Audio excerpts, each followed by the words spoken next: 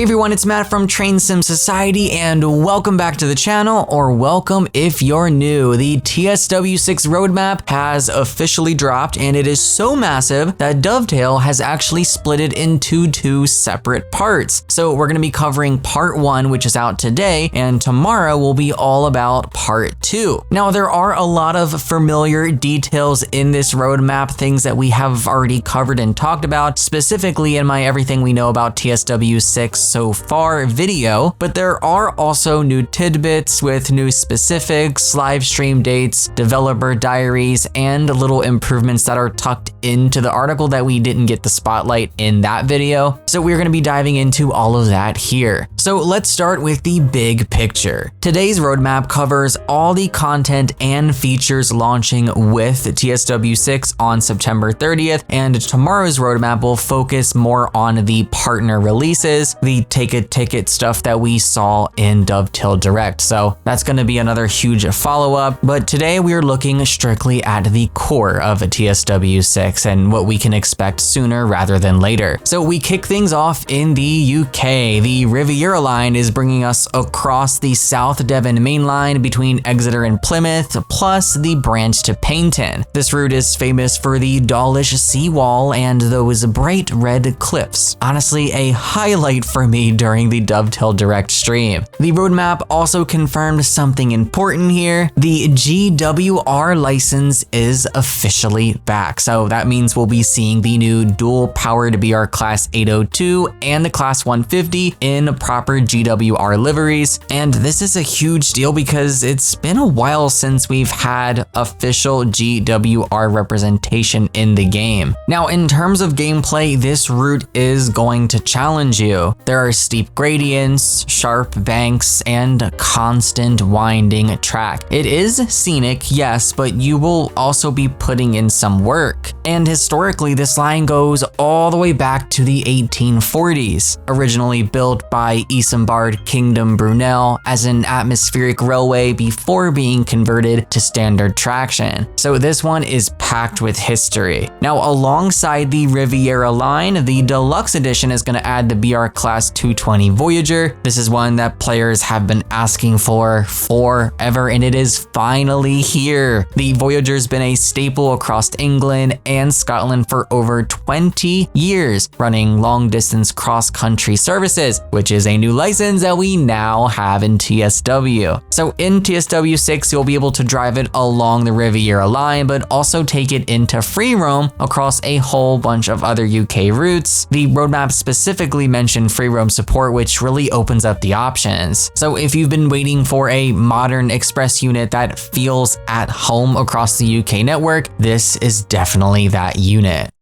Next up, the US content, and this one is huge for me personally. The Morristown line is coming in, running from Hoboken through Newark and the suburbs of Morris and Essex County. And that's gonna take you all the way out to Dover. I wish they would have went a little bit farther because, hey, we're getting a dual powered mode. And I believe if you go all the way to the end, it isn't electrified. I'm pretty sure at Dover it is electrified, so I was a little confused about the dual power, though I'm not going to complain about it because that train is awesome. I just wish they would have taken it to the end because they were so close. Having that end at Hackettstown would have been perfect. So in total, it's about 40 miles of commuter rail with a mix of cityscape and rural forest. Now included is the New Jersey Transit Aero 3 EMU cars, which following the reveal and having a closer look do look like they're clipping. I hope that is addressed. For some reason, it didn't even like register in my mind because I was just so overwhelmed at the fact that these were coming that I wasn't even looking at these small details at first. But these units in particular are a real icon in New Jersey commuter railroading. Built in the 1970s, this is a proper old school EMU with antiquated controls. So there's no reverser, it's either forward or backward, which will make for a very interesting driving experience. The route is also going to come with the NJ Transit ALP46 paired with multi-level coaches and cab cars. So you've got the contrast contrast between an older unit and a much more modern electric locomotive, both on the same line. So there will be some variety there with traffic. And then in the deluxe edition, you'll also get the New Jersey Transit ALP 45DP Electro Diesel. This is a dual power loco that can switch between pantograph power and twin diesel engines, meaning it can operate both under the wires and out on unelectrified sections. With 4,200 horsepower, this thing is a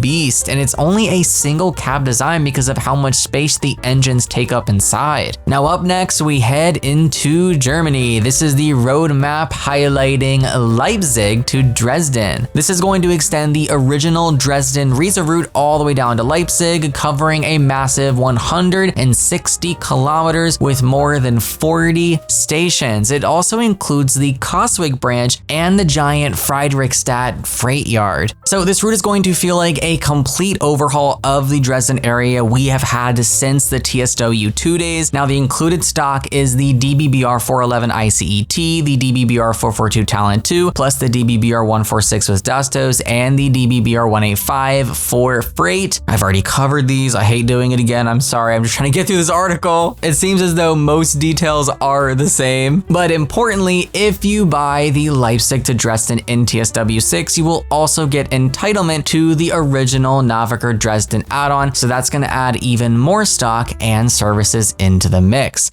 Now, for deluxe players, you are going to get the DBBR294 shunter. This logo goes all the way back to the 1960s and 70s, rebuilt in the 90s, and is still found today on shunting and short distance freight work. This is a classic German diesel power that's going to open up new yard gameplay across the route, and it was even mentioned by Matt in the Dovetail Direct that these are even capable of mainline freight running. So I'm hoping we have some services like that too. And in the weeks leading up to the launch, we'll also see dedicated articles on each route going into timetable and scenario specific. So these are the details that I am looking forward to. This is what I want to know about each of these routes. What are the layers going to be? How many playable services? What's the total going to be for AI services? That's like one of the most important things for me. Even if I can't drive a service, I don't care. I want to be able to see more things as I'm driving because that's what gives me that immersion. So I can't wait for those details. But moving into core features now, the roadmap confirmed 3 big ones that were in Dovetail Direct, plus a brand new detail that we're going to talk a little bit more on here. So random events are now explained in full. These include signal delays, where signals take longer to clear, creating knock-on effects with AI traffic, and temporary speed restrictions, where you'll get a pre-run briefing about where these restrictions will be. These were both highly requested in the winter player survey. Remember, they can be toggled off in the settings if you'd rather have a smoother run. I don't know if this was covered, but one question that I have is, will these delays also apply to AI trains? Like, even if I don't have a delay on the service that I'm running, I would like to see these things happen to a service that's in front of me so that I get slowdowns. I would like if these things are happening to all sorts of different trains. That way things are always ever changing, but I have a weird feeling it's only going to apply to the player train. And if that is the case, that's okay. I will be a little bit disappointed, but I'm really crossing my fingers that we are affected by other train delays too. Now up next is train faults. So these are going to add unpredictable failures mid-run, from broken wiper blades to headlight malfunctions, dynamic brake failures, and even tilt faults on ICE trains. Now when these happen, you'll get a pop-up with instructions on how to fix them, and just like random events, you can toggle these on or off. Then we have platform and train announcements. So this is one of the most requested features, and it's now confirmed to be fully integrated with the PIS and onboard system. So you will hear announcements on platforms and onboard announcements for arrivals, departures, and next stops. Dovetail is specifically asking for feedback on how this system feels once players get their hands on it. So I am confident that if things aren't the best, they will improve on them in the future. That gives me hope, but I have a feeling that at launch, it's still going to be worlds better than what we had previously, which was basically just silence. Now here is the new bit of information. There is now going to be passenger ambient audio. The roadmap says that this was one of the most requested improvements in player surveys, and it's now coming to TSW6. So passenger chatter will actually dynamically change based on how many people are in your coach. That combined with announcements should really improve the immersion when you're in the train. And honestly, it's gonna make doing conductor mode runs more fun too, because it's just gonna be more sound. You're gonna have the sounds of the train moving, the rolling sounds. We have the ambient audio of the passengers, then the announcements going off. So there's gonna be a lot going on, a lot to pay attention to and listen out for. I'm very, very excited. Now for other improvements, a couple more things that were tucked into this article. The training center is getting a free SD40-2, which everyone will have access to, even if you're just on the starter pack. So this is definitely a nice way to get some more people into US freight content. Also, Dovetail is continuing its memory and robustness improvements,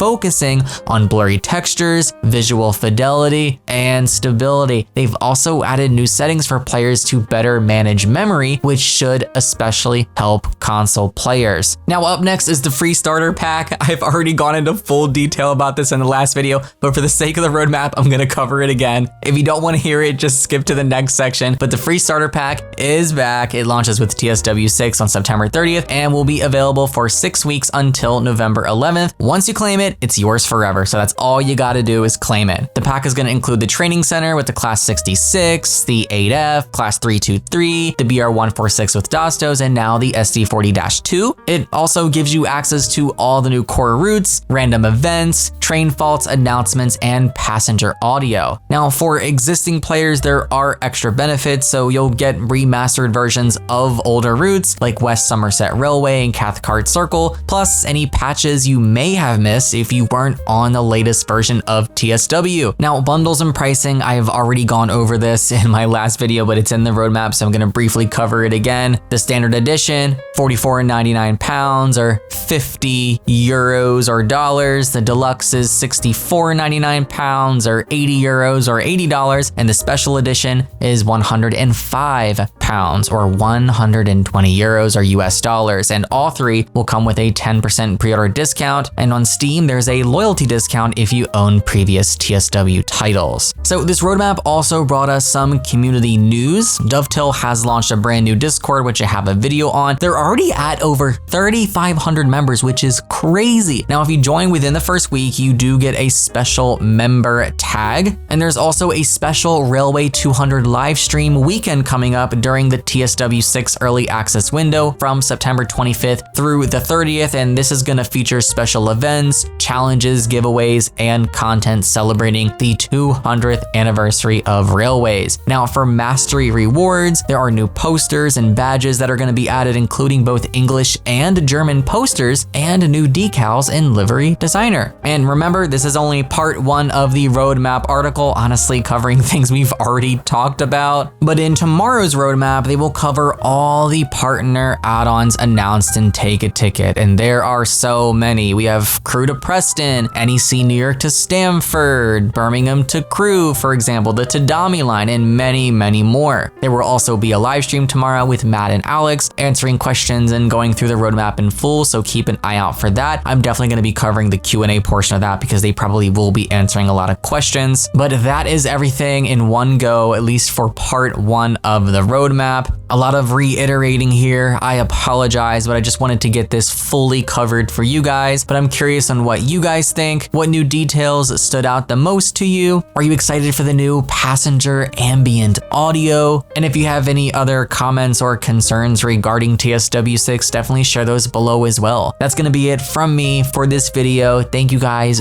so much for watching. Take care and happy rail simming, guys.